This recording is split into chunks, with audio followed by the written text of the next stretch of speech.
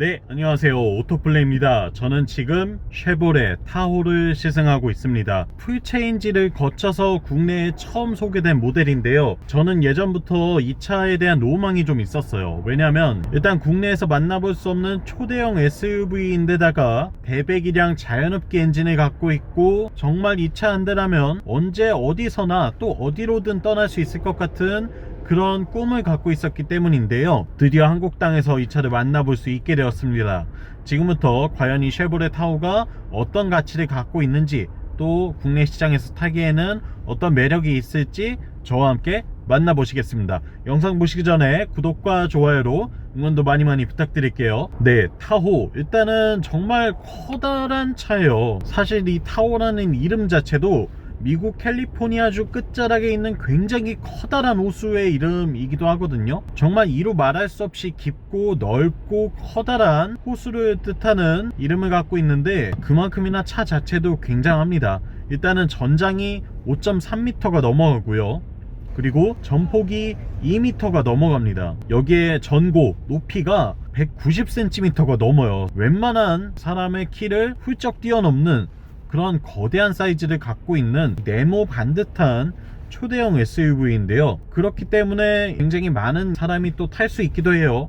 실제로 성인 7명이 온전히 탈 수 있는 몇 안 되는 SUV이기도 합니다. 우리가 뭐 7인승 하지만 사실 다 같은 7인승은 아니잖아요. 성인 2명에 아이 5명이 타서 7인승이라고 하는 차도 있고, 뭐 성인 5명에 아이 2명, 또는 성인 4명에 아이 3명, 요렇게 타서 7인승이라고 맞추는 차들이 있는데, 그런 구색 맞추기식 탑승 인원이 아닙니다. 성인 7명이 들어가서 온전히 편안하게 탈 수 있는 온전한 7인승을 갖추고 있는 차이기도 해요. 그리고 외관 디자인을 살펴보고 있으면 이 커다란 그릴을 중심으로 얇게 디자인되어 있는 헤드램프, 그리고 이 헤드램프와 그릴을 하나로 이어주는 데이라이트 형상등이 이 차의 사이즈를 한층 더 배가시켜주는 역할을 하고 있습니다. 사실 좀 작은 차였다면 어떤 이미지로 다가왔을지 모르겠어요. 하지만 적어도 이 쉐보레 타호에 갖춰진 디자인으로서는 더할 나위 없이 멋지고 흠잡을 것이 없다 라고 말씀드릴 수 있을 것 같고요. 풀 LED 헤드램프를 갖췄어요. 구형 대비 이 점에서는 훨씬 더 나아진 부분이라고 할 수 있을 것 같고, 그나마 LED를 조금 더 활용했다는 점, 물론 뒷부분에는 약간의 아쉬움이 있기는 하지만 앞부분에서는 헤드램프와 이 램프류의 LED를 그래도 좀 적극적으로 활용하고자 노력했다는 점이 꽤나 인상적으로 다가오고, 쉐보레 엠블럼이 블랙 보타이 엠블럼이 들어가 있어요. 우리가 알고 있는 노란색 엠블럼이 아니라 블랙으로 좀 더 심플하고 멋스럽게 치장한 엠블럼 위에다가, 여기에도 LED 램프로 야간 주행 시 이 차가 무슨 차인지, 아 저거 쉐보레구나, 와 쉐보레에 저렇게 큰 차가 있어? 라고 느낄 수 있을 만큼 본인의 이 브랜드 색깔을 강조하고 있는 모습을 확인할 수가 있습니다. 타호는 사실 미국 시장에서는 굉장히 여러 등급이 존재해요. 하지만 국내에는 하이컨트리의 단일 등급으로만 들어오고 있고요. 뭐 외장 패키지에 따라서 블랙수트라던가 이런 다른 등급이 하나 더 있긴 하지만 사실상 하이컨트리 한 가지 등급으로 보는 게 맞고요. 거의 최고급형이라고 보면 될 것 같습니다. 미국 시장에서 만날 수 있는 타호 가운데에는 풀옵션 모델이라고 봐도 될 것 같고요. 덕분에 다양한 옵션들이 많이 들어가 있어요. 물론 가격대도 그만큼 높기는 하지만, 사실 요 정도의 사이즈를 가진 차를 산다 라고 했을 때 이 정도 가격이 높은 건가? 라는 생각이 들긴 해요. 별로 그렇게 높은 가격대는 아니죠. 타호보다 더 작은 차들도 훨씬 더 비싼 가격을 받는 케이스들도 많이 있으니까요. 네모 각진 캐빈룸 뿐만 아니라 전면부 이미지까지도 굉장히 멋스럽게, 그리고 남성미 넘치게 담아놓은 모습을 볼 수가 있어요. 그릴 부분과 이 보닛 부분이 굉장히 각져 있어요. 사실 이런 디자인을 요즘은 잘 하지 않죠. 공기 저항이나 여러 가지 고려해야 할 것들이 많기 때문에 어떻게 보면 돈이 더 들고 더 사랑받기 힘든 디자인이거든요. 그런데도 불구하고 타호가 이렇게 거친 마초 감성 터져 나오는 디자인을 갖고 있다는 거, 이거는 누군가로 하여금 그 꿈틀거리던 로망을 끄집어내주는 역할을 하기에 충분한 모습인 것 같습니다. 아 저런 차 나도 한번 타보고 싶다, 와 저거는 한 번쯤 가져보고 싶다 라는 생각을 하게 만들죠. 그리고 사이드 뷰를 보고 있으면 휠베이스가 일단 3m가 넘어가거든요.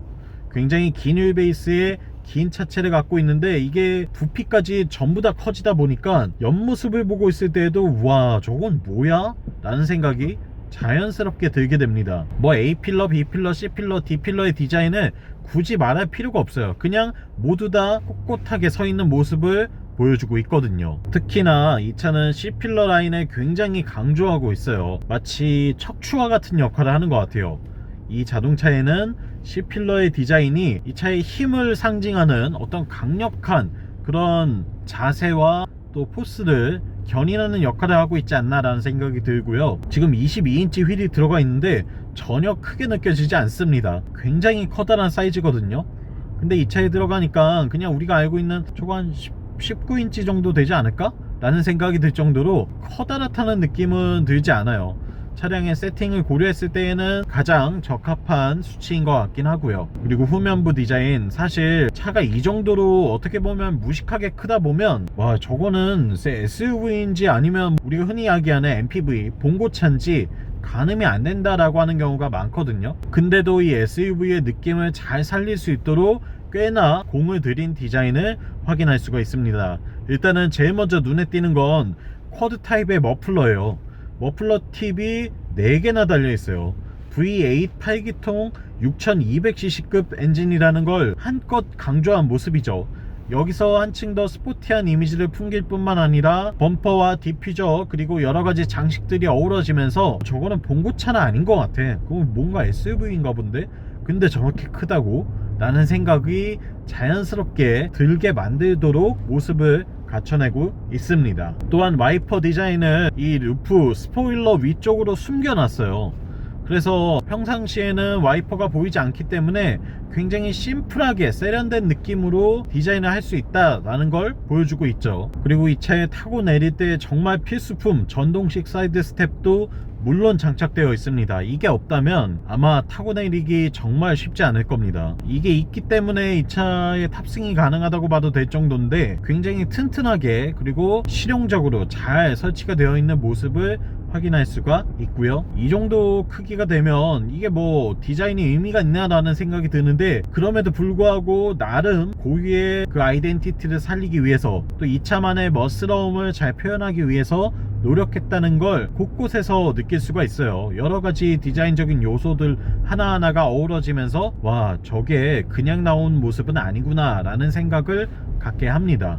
또 도어를 열고 실내로 들어오면 지금 일단은 정말 넓은 공간이 펼쳐지죠. 거의 가운데 사람 한 명이 더 앉아도 될 정도의 사이즈가 나오는데요. 이 공간을 둘이서만 타는 게 1열에서는 조금 낭비가 아닌가 싶을 정도로 놀랍기는 합니다. 그리고 운전석에 앉아있으면 뭐 거의 대부분의 차를 내려다보고 있기 때문에 운전 시야가 정말 탁 트여 있다는 거, 그래서 오히려 몰기가 그렇게 어렵지 않다는 거, 운전하기에 생각보다는 꽤 편리하고요. 제가 봤을 때에는 적어도 이 주차나 좁은 골목길에만 들어가지 않는다면 이 차를 몰고 다니는 데 있어서는 불편함은 없겠다 라고 말씀드리고 싶어요. 그리고 대화면 인포테인먼트와 12.3인치의 디지털 클러스터 그리고 시프트 바이 와이어를 적용한 버튼식 변속 시스템 등이 이 차의 연식을 가늠하게 합니다. 실내 공간 요약하자면 넓고 편안합니다. 그리고 여러가지 편의사양들이 대부분 갖춰져 있고요. 오디오 시스템도 보스예요. 고급 오디오가 갖춰져 있고 딱히 흠잡을 곳은 없어요. 다만 이제 이 차는 크고 가격이 비싸긴 하지만 완전히 럭셔리카는 아니거든요.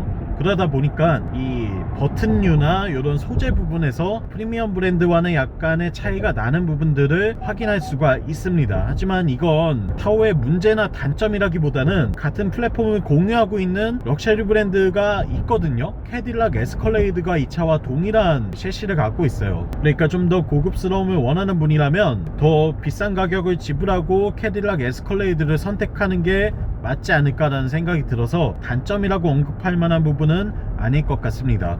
어라운드 뷰도 물론 갖춰져 있고요. 그리고 어댑티브 크루즈 컨트롤도 적용되어 있습니다. 다만 차선 이탈 경고 시스템은 있는데 차선 유지 보조는 빠져 있어요. 반자의 주행은 조금 어렵겠죠. 그리고 정말 거대한 사이즈의 파노라마 선루프 장착되어 있고 2열에는 독립 시트가 구성되어 있고요. 3열은 성인 3명이 탈 수 있는 벤치 시트로 갖춰져 있습니다. 또한 2열에 듀얼 디스플레이를 커다랗게 달아놨어요. HDMI 케이블도 꽂을 수가 있고요. 다양한 외부 기기들을 연결할 수 있기 때문에 이 차 안에 타 있는 아이들도 멀티미디어를 감상하기에 좋은 여건이 되어 있다 라고 말씀드릴 수 있을 것 같고, 또한 220V 파워 아울렛이 있거든요. 제가 볼 때 해보진 않았는데 비디오 게임기 정도까지도 충분히 이 안에서 할 수가 있을 것 같아요. 실내 공간 너무 넓고요, 캠핑하기에 정말 최적인 것 같습니다. 차박을 할 수도 있을 것 같고, 사실 뭘 한다고 하더라도 다 가능할 것 같아요. 네, 쉐보레 타호의 퍼포먼스에 대해서도 알아봐야 되겠죠. 타호는 6.2L급 V8 자연흡기 가솔린 엔진을 탑재하고 있습니다. 최고 출력 426마력, 최대 토크 63.6kg 포스미터를 내고 있는데요, 정말 엄청난 출력이죠. 사실 이 타호가 아니었다면 뭐 스포츠카 혹은 거의 준 슈퍼카급에 해당하는 고성능 자동차에 붙이더라도 전혀 어색할 게 없는 힘을 내고 있어요. 실제로 이 엔진을 달고 있는 스포츠카인 쉐보레 카마로 SS 모델이 있기도 하고요. 그렇기 때문에 엄청나게 큰 SUV임에도 불구하고 제로백이 7초 정도밖에 걸리지 않습니다. 공차 중량이 2.6톤이 넘어가거든요. 웬만한 승용차 2대 정도를 합친 무게인데 그 거대한 무게를 이끌고 제로백 7초를 기록한다? 이건 정말 엄청난 수치이긴 합니다. 그만큼 엔진이 상당히 매력적이고요, 내가 가속을 하고자 할 때에는 언제든지 쭉쭉 뻗어나가는 이 출력을 보여주고 있어요. 이러한 출력은 10단 자동 변속기를 통해서 4바퀴에 전해집니다. 하지만 평상시에는 2륜구동으로만 작동을 하고요, 고속에서 4륜 작동하기는 좀 어렵습니다. 풀타임 4륜구동은 아니기 때문에 이 4륜을 쓸 때에는 저속에서 뭔가 험로를 탈출해야 될 때, 그럴 때만 활용하는 게 적합할 것 같고요, 평상시에는 2륜구동 하이모드로 다니는 게 거의 대부분인 것 같아요. 물론 구동 방식 자체는 오토모드로 놓고 차가 알아서 선택해서 달릴 수 있도록 설정을 할 수도 있긴 합니다. 구동 방식은 지금 아까 말씀드린 대로 뒷바퀴 2개만 굴리는 2륜구동 하이와 그리고 4바퀴 모두를 굴릴 수 있는 4륜구동 하이, 여기에 4바퀴 모두를 굴리면서 출력을 많이 낼 수 있는 저속용 기어인 4륜 로우 기어까지 갖추고 있어요. 뿐만 아니라 주행 모드도 일반 모드와 스포츠, 오프로드, 또 견인을 위한 모드까지 다양하게